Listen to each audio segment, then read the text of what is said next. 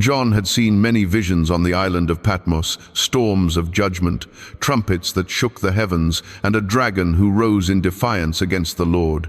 But in Revelation 17, his attention is pulled into a vision unlike anything before.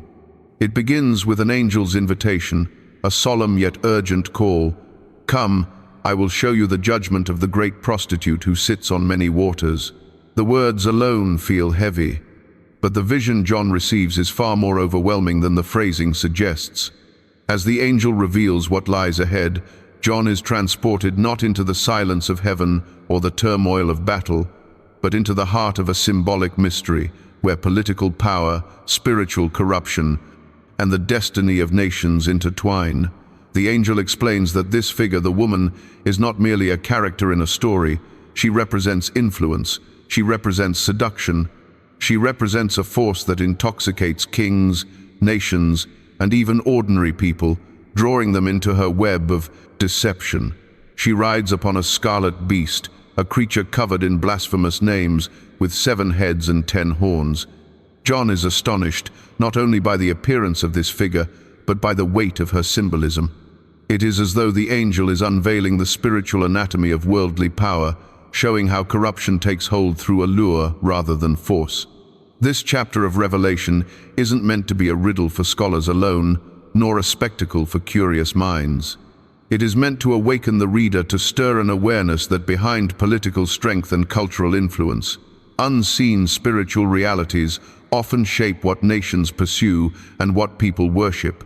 As the vision opens, the viewer can sense an approaching revelation about the essence of evil's influence, its strategies, and its eventual downfall. The woman on the beast is introduced not as a passing image, but as a symbol of a system, an empire of immorality and arrogance standing in opposition to God. And what John is about to learn is that even the strongest, most mesmerizing human structures are ultimately fragile before the purposes of God. As the vision sharpens, John sees the woman in vivid detail. She is dressed in purple and scarlet colors associated with royalty, luxury, and power. Her attire alone makes a statement. This is someone who wants to be noticed. She sits proudly on the beast, as if claiming dominance over the powers that carry her. Her hands hold a golden cup, glittering with precious metal, shining as though it contained something sacred. But the angel reveals the truth hidden beneath its beauty. The cup is filled with abominations, overflowing with the impurities of her immoral practices. Her appearance is a calculated facade, designed to lure the unsuspecting into believing she offers wisdom or wealth, when in reality her influence brings corruption. Her forehead bears a name, Babylon the Great, the mother of prostitutes and of the abominations of the earth. The inscription is not subtle, not hidden in the folds of symbol or metaphor. It is written plainly, boldly, as though challenging anyone to confront her true identity. And her identity, as revealed by the angel, ties her directly to the ancient spirit of Babylon, a symbol of human pride, rebellion, and the pursuit of power apart from God. Babylon has always represented humanity at its most arrogant, building towers toward heaven, reshaping morality to fit personal desires, and exalting human achievement above all else. John sees that the woman is drunk not with wine, but with the blood of saints and martyrs. It is a chilling image, revealing that her power has been gained through persecution. She is intoxicated by the suffering she has caused, enjoying the destruction of those who stood for truth. The woman's beauty, wealth, and confidence are not signs of virtue, but of corruption and pride. Her presence on the beast shows a partnership between spiritual seduction and political strength. Together they form a system capable of influencing nations on a grand scale, creating an environment where immorality becomes culture and truth becomes inconvenience. Yet as overwhelming as her influence appears, the angel's explanation hints that her glory is temporary. What looks solid begins to show cracks. An empire built on deception cannot stand forever. The creature carrying the woman is no ordinary beast. John observes its scarlet color, its 7 heads, and its 10 horns, details that echo earlier visions in Revelation. This beast symbolizes a powerful political or governmental system, one that rises from the chaos of human rebellion. It is covered in blasphemous names, each proclaiming a false claim to authority, each challenging God's sovereignty. The beast is not merely a symbol of tyranny, but of a counterfeit kingdom, an imitation power structure designed to oppose the rule of God. The angel tells John a strange and unsettling truth. The beast was and is not, and is about to come up from the abyss. This description mirrors the deceptive nature of evil powers, appearing strong one moment, collapsing the next, then rising again in a new form. The beast's history is a cycle of rise, fall, and resurgence, reminding viewers of oppressive empires throughout time that return under new faces, new leaders, and new philosophies. The scarlet beast is not bound to a single era. It is the recurring spirit of worldly dominion that seeks to replace God with human authority. The heads and horns carry specific meanings that the angel later explains, but in the moment, John is struck by the magnitude of what he sees. This beast is enormous, intimidating, and filled with a prideful confidence that seems unbreakable. The woman's choice to ride such a beast captures the intimacy between spiritual corruption and political ambition. She doesn't fear the beast, she partners with it. She draws her influence from its strength, and it gains legitimacy from her seduction. Together, they form a dangerous alliance. The beast provides the machinery of power, armies, laws, and institutions. The woman provides the allure, culture, ideology, and spiritual deception. It is a system designed not through brute force alone, but through temptation, persuasion, and the promise of pleasure without consequences. Yet the angel's tone suggests that no matter how fearsome the beast appears, its fate is sealed.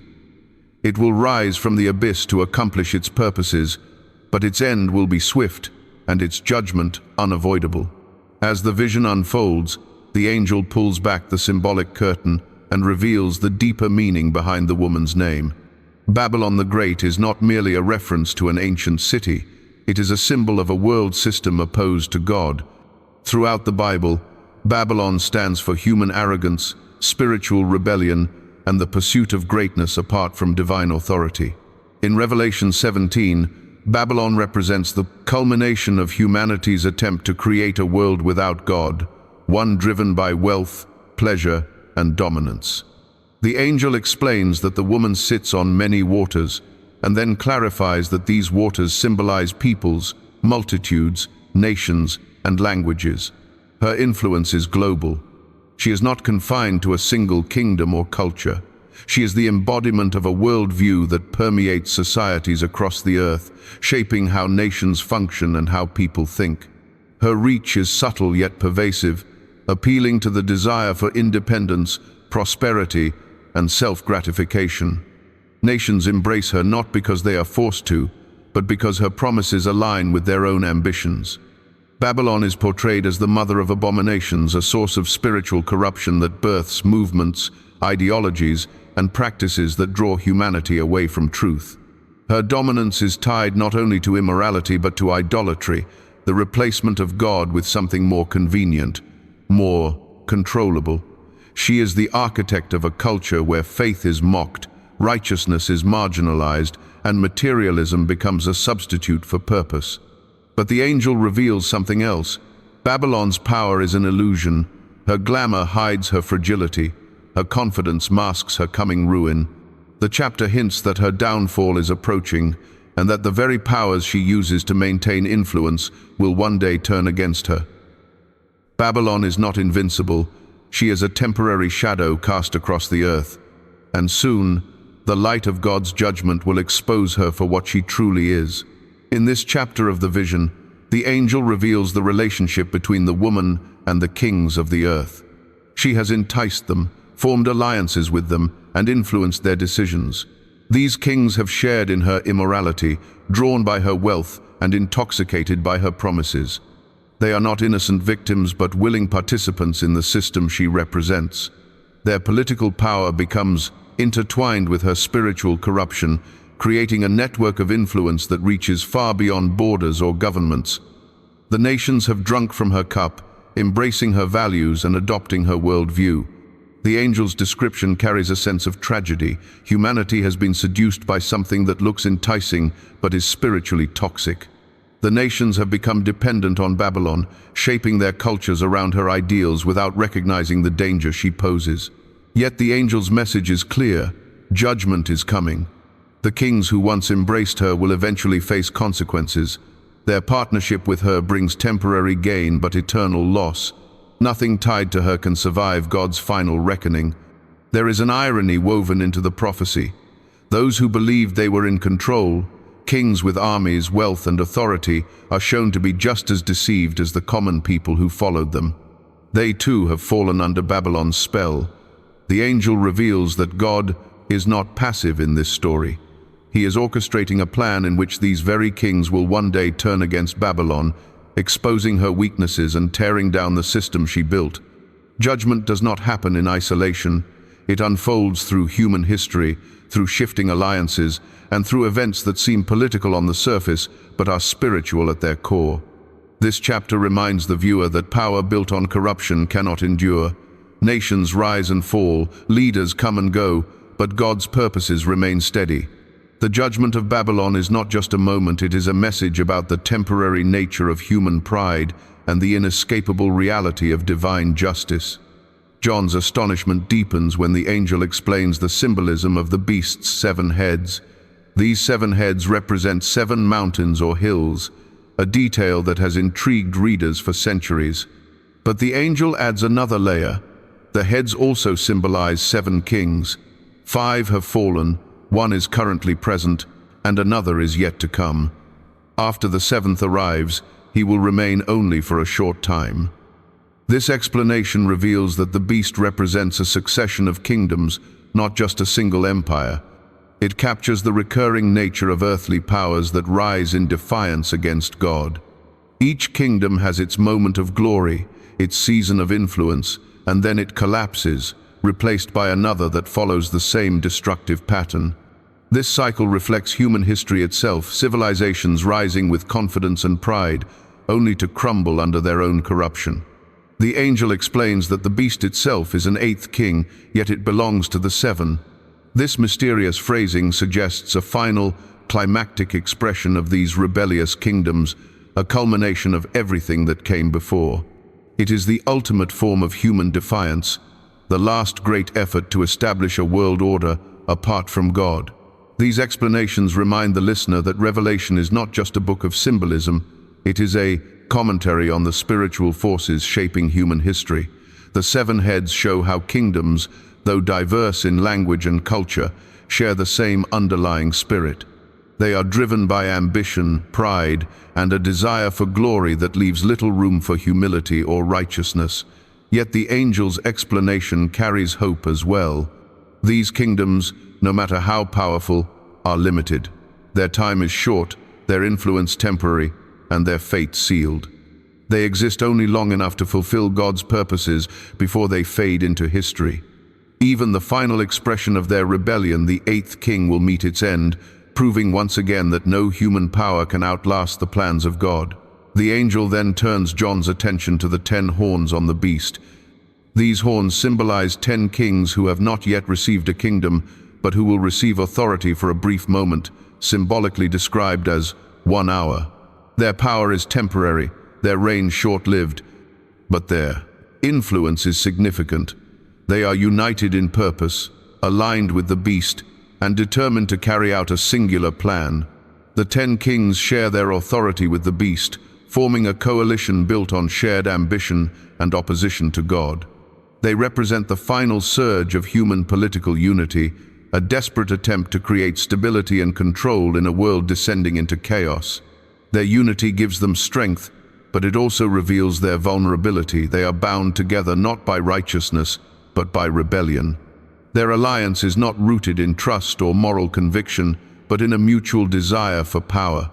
The angel explains that these kings will ultimately wage war against the Lamb, a prophecy that points toward the final conflict between human rebellion and divine authority. Yet the message is clear. Their attempt is doomed from the start. The Lamb, Christ himself, will triumph because he is Lord of Lords and King of Kings. The 10 kings, despite their numbers and alliances, cannot overcome the power of God. This moment in the vision underscores a profound truth about the nature of evil. It is often loud, united, and seemingly unstoppable. It forms alliances, builds empires, and dreams of domination. Yet all of its strength combined is nothing compared to the authority of Christ. Human power structures may rise with confidence, but they collapse when confronted with divine truth. The 10 horns illustrate how political ambition, when separated from righteousness, becomes a tool of the enemy. But they also highlight God's sovereignty. Even their brief moment of authority serves his purposes. They rise and fall exactly when he allows, and their actions, though rooted in rebellion, ultimately contribute to the fulfillment of prophecy. Their power is real, but it is temporary, and its end is already written. The angel's explanation shifts from symbolism to destiny as he reveals the fate of the woman and the city she represents. Though Babylon appears powerful, luxurious, and secure, her downfall is inevitable. The very kings who once admired her will turn against her. The beast she rides will reject her. Her allies will strip her of everything she once used to seduce them. This reversal is both surprising and poetic. The system she built, rooted in greed, immorality, and spiritual corruption, turns against itself. Evil is self-destructive by nature, and Babylon's downfall embodies that truth. The nations that once embraced her influence will despise her. The kings who once shared her luxuries will tear her apart. Their hatred of her mirrors their hatred of God, a destructive force that consumes everything it touches. The angel describes Babylon as a great city, one that once ruled over the kings of the earth. She represents not just a physical location, but a global culture, an empire of ideas and values that shaped civilizations. Her fall signals the end of humanity's final attempt to build a world without God. When Babylon collapses, the illusion of human self-sufficiency collapses with her. The imagery of her destruction is stark. She is left desolate, naked, and burned with fire. Her judgment is swift, decisive, and irreversible. The message is clear. No matter how influential or wealthy a society becomes, if it is built on corruption, it cannot stand. Babylon's fall is a warning to every generation. The pursuit of power without righteousness leads to ruin. Yet woven into this prophecy is a quiet assurance. Babylon falls not because evil grows stronger, but because God brings her to judgment. Her collapse is not a random tragedy, but a divine act of justice. It marks the end of deception and the beginning of restoration. The world's last false kingdom falls so that God's eternal kingdom may rise in its fullness. As the vision concludes, the angel reminds John and the reader that what he has seen is not merely a story about the future, but a revelation of spiritual truth. The woman on the beast is a symbol of the seductive power of worldly systems. The beast is a symbol of political strength corrupted by spiritual rebellion.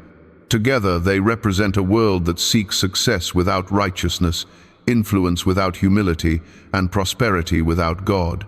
The angel's explanation transforms the vision into a message. Babylon will fall because corruption cannot coexist with the kingdom of God. The kings of the earth will fail because human authority cannot replace divine sovereignty. The beast will be destroyed because evil cannot endure. The mystery is no longer hidden. It reveals the final destiny of human pride and the ultimate triumph of God's justice. The vision reminds believers that though the world's systems may seem powerful, attractive, and enduring, they are temporary. Their glory is borrowed, their strength is hollow.